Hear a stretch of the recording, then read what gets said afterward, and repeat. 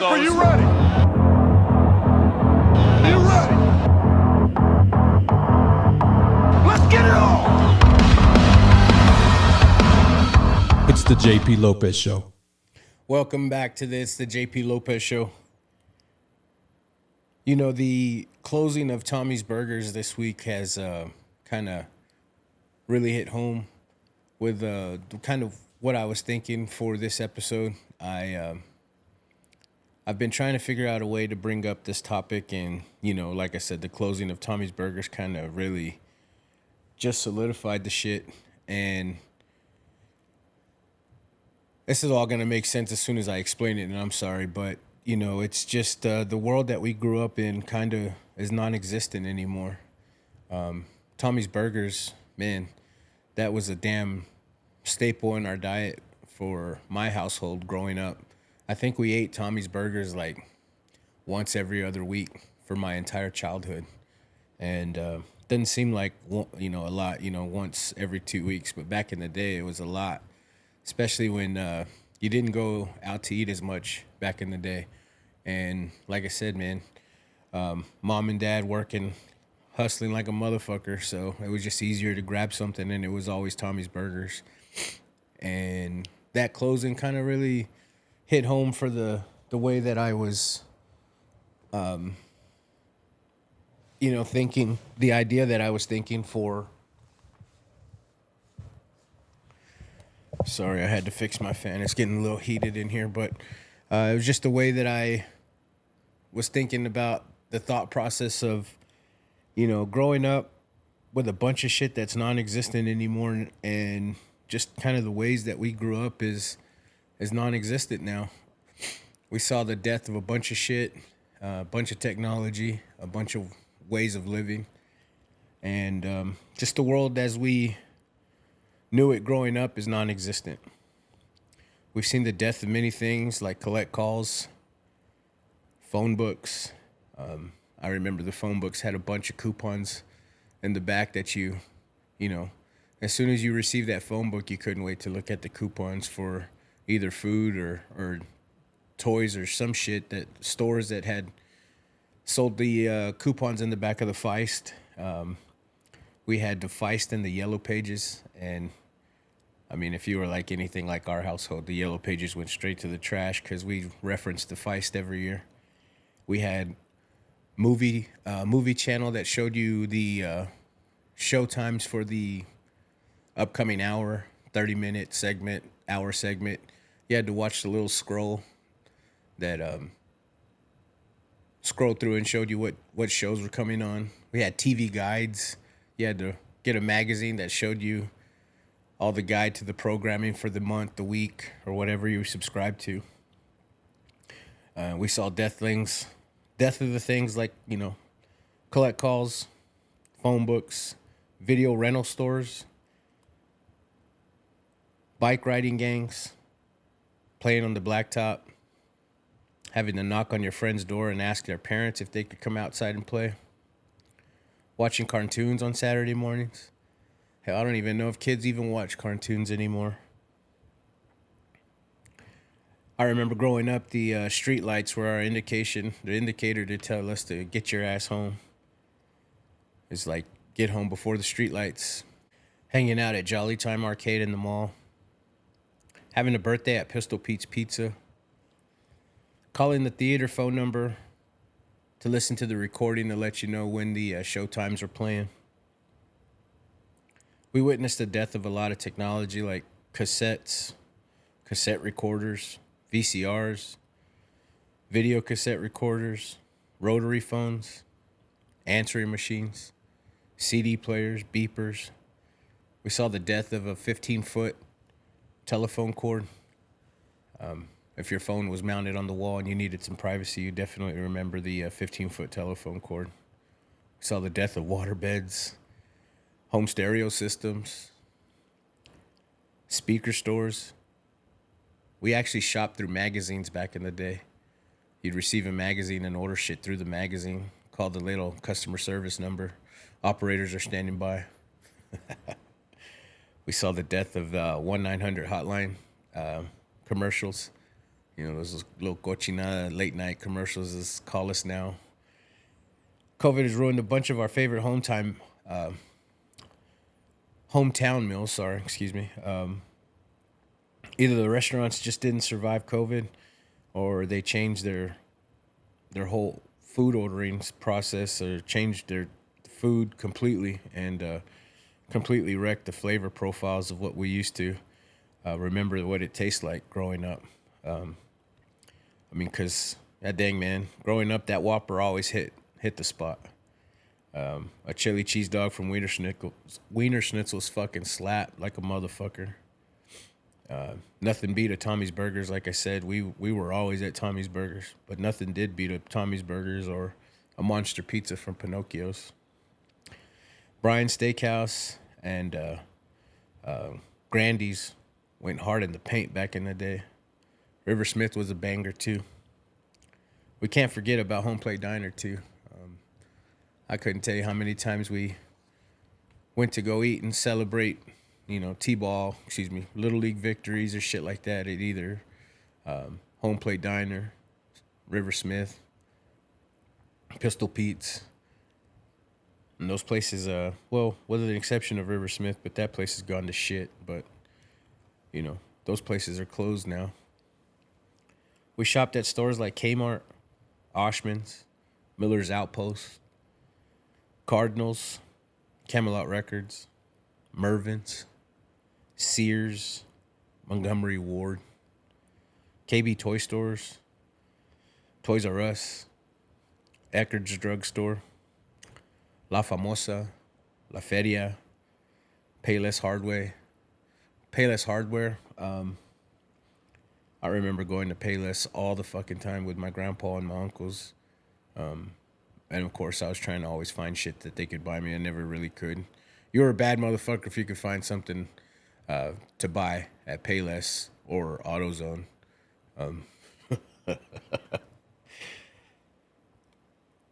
We grew up watching movies like, at least I did and my friends did, but we grew up watching movies like Porky's, Blazing Saddles, Uncle Buck, The Great Outdoors, The Mannequin, Big, Karate Kid, The Toy.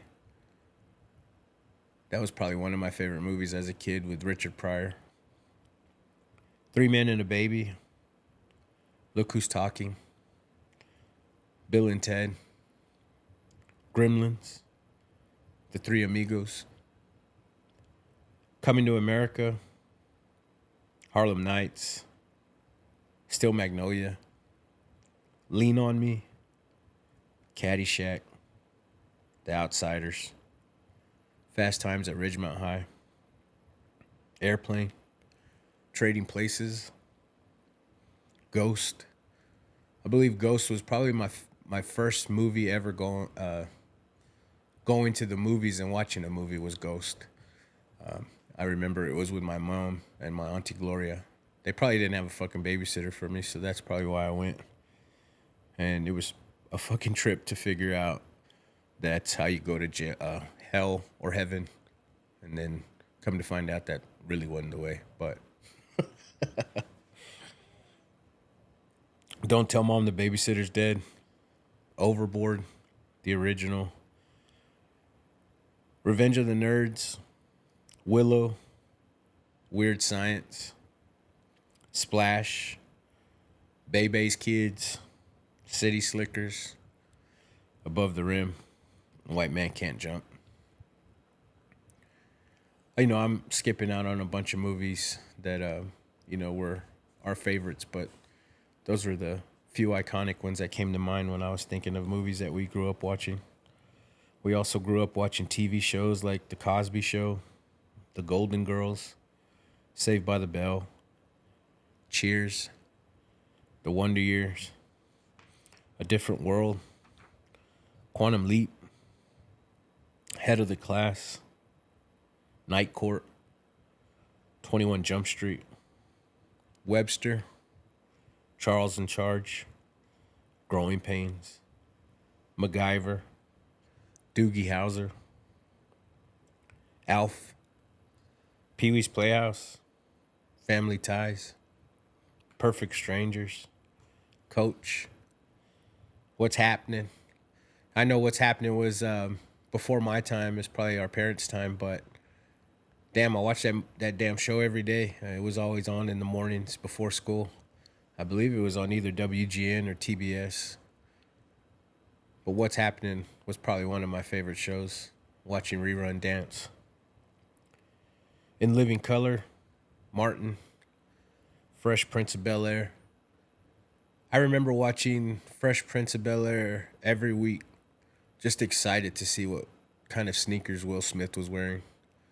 I did the same thing with Seinfeld, too. I knew Seinfeld was a sneakerhead. I didn't really get into the show, but I was always interested in seeing what pair of sneakers Seinfeld had on. We watched cartoons like Fraggle Rock, Thundercats, Ninja Turtles, Inspector Gadget, He-Man, Bobby's World, Tiny Toons, Alvin and the Chipmunks, G.I. Joe, Tailspin, Rescue Rangers, Johnny Bravo. We also grew up with watching like monster trucks on TV, alongside with the World's Strongest Man competitions, American Gladiators. Back then, TV used to end. It used to go off air. So you dreaded the fighter jets, the airplanes flying across the screen, because soon after that they were going to play static until, they came back on in the morning. But they were off air. I believe it was right after MASH. So, if you stayed through MASH, then you were a bad mamma jamma, because MASH would put any of us to sleep. But I believe, if I do remember correctly, I think it was either at midnight or around 1 or 2 a.m. when the TV went off air. We grew up watching sports like MLB. They were actually being played by Warriors back then, though. Real men. Grew up watching the Braves and the Cubs games only because they were on TV all the time on WGN or TBS. I grew up watching players like Jose Canseco, Darryl Strawberry, Ken Griffey Jr., Frank Thomas, Mike Piazza, Barry Bonds, Roberto Alomar, Cal Ripken Jr. Kids, if you don't know who Cal Ripken Jr. is, look him up. He's Mr. Baseball.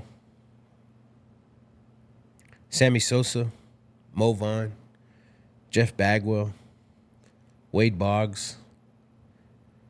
I grew up a Texas Ranger fan, so of course I always loved and I always remember Pudge Rodriguez, Juan Gonzalez, Julio Franco, Dean Palmer, Rafael Palmeiro, Nolan Ryan.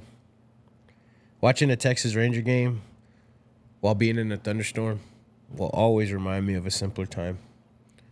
I couldn't tell you the countless days being at my grandma and grandpa's house during a thunderstorm and watching Texas Ranger baseball.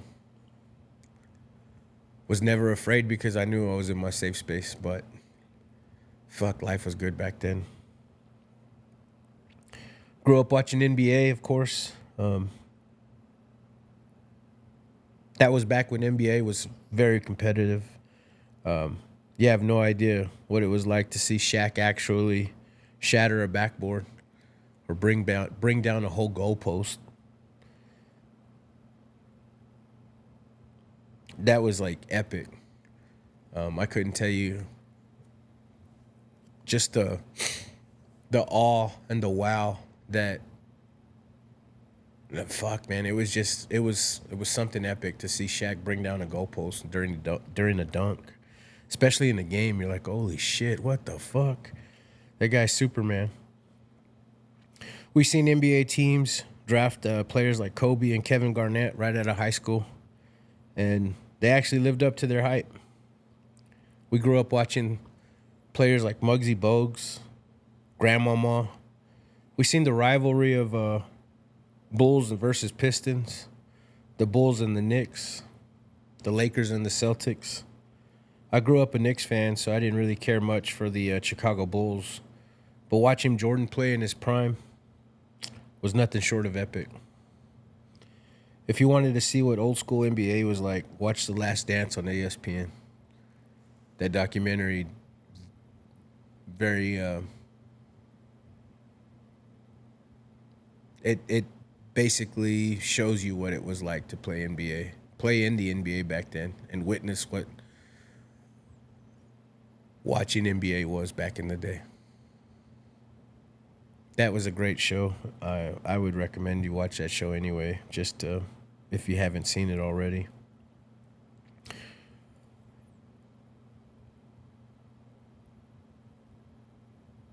We also seen the birth of the Dream Team. Man, that was like the first top tier all-star team, and just witnessing that, just going from having college kids represent the USA in the Olympics, for them to change the ruling or whatever the fuck it was, to change it to allowing the NBA professional athletes to represent the USA in the Olympics. That first original Dream Team, like, fuck, man. It had players like Jordan, Magic, Bird. I mean, it was fucking epic, man. And I'll never forget that. Moving on to the NFL, we grew up being diehard Dallas Cowboy fans. They sucked for so long, and once Jimmy Johnson became the head coach, I mean, it changed the game. It was the birth of a dynasty, and we witnessed it all. We got to experience it. It made us all feel like winners. I can't describe the feeling that we all felt watching the team win their Super Bowls, and after Super Bowl after Super Bowl. It was like an all-time high. To understand a Cowboy fan tell you this is our year, you simply had to live through the dynasty era to really understand that they're just seeking they're just chasing that high from back in the day, because nothing can beat that high. I'm no longer a Dallas Cowboy fan, but I still respect that growing up I was, and just watching that team every Sunday, every weekend, being together with family, with my grandpa's house, not knowing what the fuck, like, who's going to be there, what are we eating, but one thing was for sure, we are going to watch the game at my grandpa's, and it's going to be an epic time. And more than likely, the Cowboys were going to win. So it was going to be a great time. I'll jump on over to music. So I'll start with R&B, man. We seen the, like, peak king and queen of music, of R&B. We saw Michael Jackson and Whitney Houston in their peaks. And, they were in their prime when we got to witness them, and it was fucking awesome. We seen the birth of Boyz II Men, Another Bad Creation, Belle Biv DeVoe, TLC, The Fugees, SWV, Usher, Jodeci, Escape, Total, Monica, Tevin Campbell, Brandy, Toni Braxton, Mariah Carey, Drew Hill, R. Kelly, In Vogue, Tony Tone, Bobby Brown, Keith Sweat, Babyface, New Edition, Sade, Prince, Aaliyah, Janet Jackson, Mary J. Blige, Jill Scott, and Brian McKnight. I couldn't tell you how amazing it was to really see Michael Jackson, Whitney Houston, and even Mariah Carey in their prime. I mean, they just banger after banger, hit after hit, and fuck, man, it was great music. I mean, we still rock all that shit today. When it comes to hip hop, we lived through we lived through an awesome era. We watched the divide between East and West Coast. We also seen the birth of the Third Coast hip hop. Houston and Louisiana took over rap for a good period of time. The feud between Biggie and Tupac made most people choose sides. Out of the West, we rocked with Warren G, NWA, Ice Cube, E40, Cypress Hill, Too Short, Eazy-E, Nate Dogg, Mac 10, DJ Quick, Coolio, Spice One, Rappin' Forte. I was heavily influenced by the East Coast hip hop movement. I came up on Biggie, Nas, Big Pun, Jay-Z, Busta Rhymes, Onyx, Wu-Tang, Mobb Deep, Redman, Naughty by Nature, The Roots, Mos Def, Outkast. Outkast made a huge wave when they came on the music scene. Montel Jordan created the ultimate party song, This Is How We Do It. LL Cool J also dropped a bomb on the rap game twice when he dropped Hey Lover and Doing It. Being able to experience the Third Coast, the birth of the Third Coast with UGK, Master P, all of No Limit, all of Cash Money, bringing that into the game and just took over the industry. Fuck, man. It was epic too. I want to attribute, the birth of Cash Money and just their ways of shooting videos and promoting themselves. I believe they brought the whole showing cash movement to the screen and flaunting the drip lifestyle. I want to attribute them to being the creators of that movement. Being young, fuck, man, it was awesome. I don't know, you can say it was ghetto or what, but I thought it was inspiring. It made me want to get off my ass and fucking work hard and achieve the shit that I wanted to achieve because, I saw it on TV. They flaunted it, and I wanted it, and I wanted to work hard for it too. And, I don't know. I loved it. I really did. I'll move on to the 90s experience. We witnessed some wild shit in the 90s, man. We witnessed a wild police chase led by O.J. Simpson. We were glued to our TVs while his trial was being aired. We seen a group of police beat Rodney King on national TV. When they got away scot-free with it, causing a massive fucking riot in L.A. We watched people looting and getting beat up only because of the skin color. It was honestly some wild ass shit. We saw a terrorist attack in Oklahoma City. That shit sent shockwaves throughout all of us. We also feared for our lives while doing public things like pumping gas because of the fucking DC bomb. The DC sniper. We watched the aftermath of a woman blowing our president in the Oval Office. We seen David Koresh compound get raided and bombarded in Fort Worth. We witnessed the aftermath of Prince Diana dying in a car wreck. We lived through Desert Storm. I don't know. I got to go back and highlight the Bill Clinton shit. What the fuck was that, right? A woman admittedly blowing you in the Oval Office, and you're like, yeah, so what? I fucked her, and the show goes on. So what? I'm married. The show goes on. So what? I'm your president. The show goes on.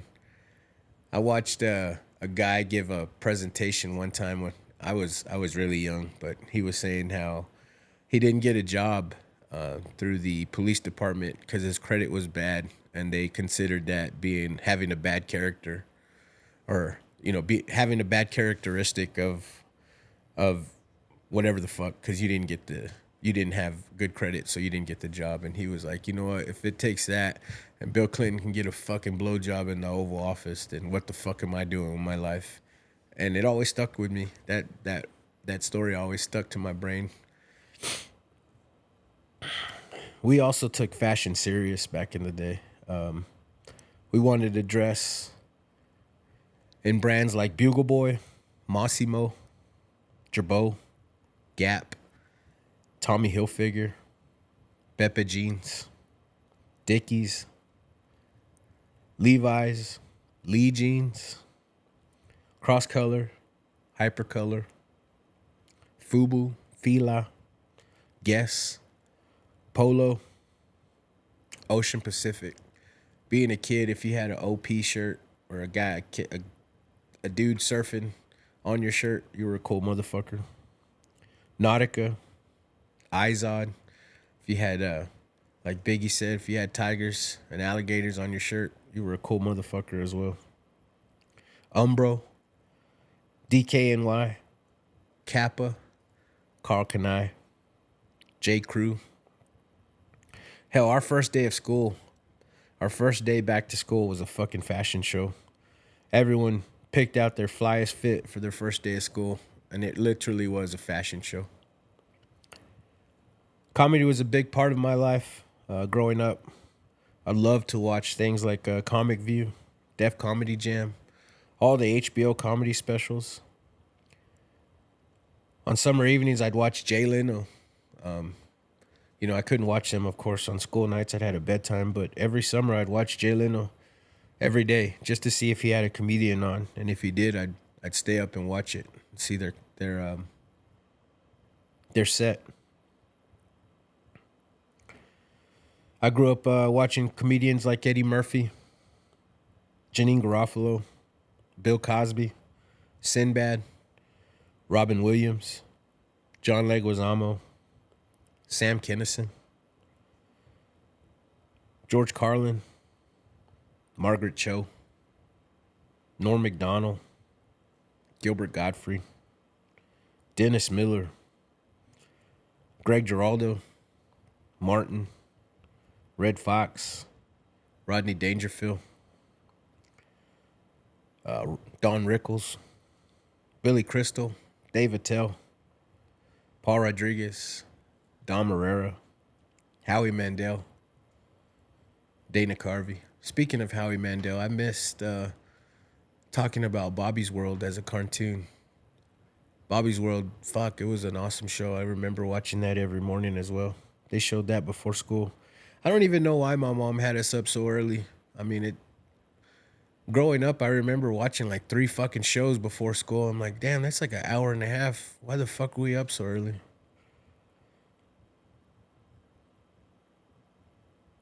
I don't know. It was such a simpler time back then, but it was a great time. I get caught thinking about shit like that, and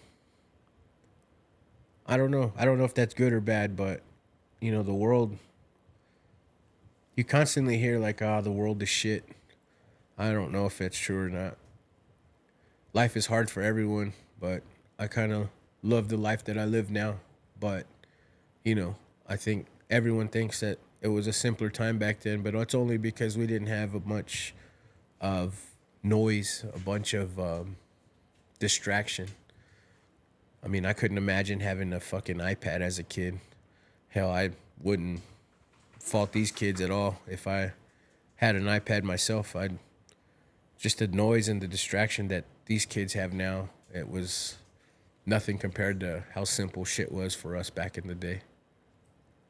I saw a comedian talk about the pressures of calling your crush on the cell phone and speaking to their parents and asking to speak to them. Like, that was fucking so much anxiety. Like, shit, man. I hope she answers the phone. I hope her parents don't answer the phone. And then, boom, it's her dad. You're like, fuck. I mean, that was crazy. And, of course, a real good dad was always going to give you shit like, why are you calling my daughter? Whether it was real or fake, I mean, you didn't know. It was still fucking horrible. And, you know, you thought having to knock on the door to ask for your friends to come out and play was hard. Well, shit, this was even harder, is to make a phone call to, you know, either your crush, your girlfriend, or just an actual girl, and having their parents answer the phone and asking for them. It's fucking crazy times now, but I mean, it was crazy times back then too. I just really wanted to reflect on, take the time and make an episode to document what it was like growing up. I hope that, you know, these names of the movie shows, athletes, just kind of remind you of a simpler time and brings a smile to your face. If I could do that today, then I accomplished my goal. I'd like to take the time to thank the folks who really molded me into the person that I am now. These folks have had so much influence on my life. I'd like to really take the time to show them my appreciation and tell them thank you. I want to show my appreciation and tell my Uncle Johnny, my Uncle Fabian, my Uncle Enos, thank you. Thank you for being my big brothers. Thank you for showing me love, allowing me to experience all the fun and cool shit from a very young age. Shit that I should never ever been a part of, but thank you for including me. Thank you for pulling that curtain back and allowing me to peek behind it in this thing called life. And what I mean by that is that y'all guys showed me early on and how to spot bullshit and call it out. I want to say thank you to my Aunt Sylvia. You were my very first counselor. I could always tell you anything, and you would never judge me for it. You were always interested in my life. You showed me more love than I ever deserved. I want to say thank you to my mother. You were my very first best friend. Thank you for showing interest in everything that I was into. You fought countless battles with Dad to make sure I got everything that I ever wanted. Thank you for being my safe space. Because of your love and your sacrifice, it shaped me to be the man that I am today. I hope you know how much I cherish you and how proud I am to call you my mother. Thank you to my boy Georgie. You've been my brother from another mother since third grade. You showed me what real friendship is like, man. You showed me what real friendship was. I always remember you schooling me on a lot of things, such as the rules of football, conferences, schools that are in the conference, the divisions, teams that are in the divisions, and all of the sports. You taught me not to be ashamed of anything that defines me. What I mean by that, you always were like, hey man, that song's not gay if you like it, man. That movie's not gay if you like it.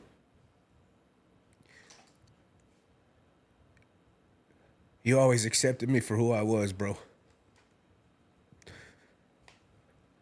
I always saw you for being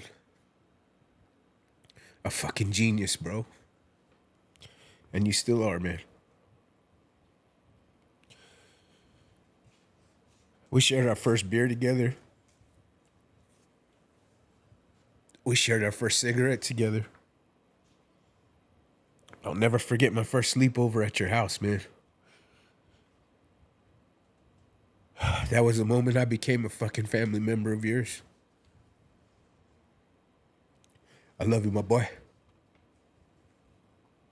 Thank you to my grandpa. Thank you for showing me what it's like to be a loving husband and a father. Thank you for leaving the blueprint for me on how to be a stand-up guy. You showed me what it takes to be a good man and a man of your word. You were a deacon of a Catholic church and a great man of our community. I'd like to thank my grandma for absolutely everything. She was everything in my life growing up. I'd be here for 3 days straight describing all the things that I was thankful for her. You truly were a ray of sunshine in my life. And for that, I thank you. I want to dedicate this episode to my father. Sorry I got deep there, guys, but it is what it is. Until next time, guys, read some books.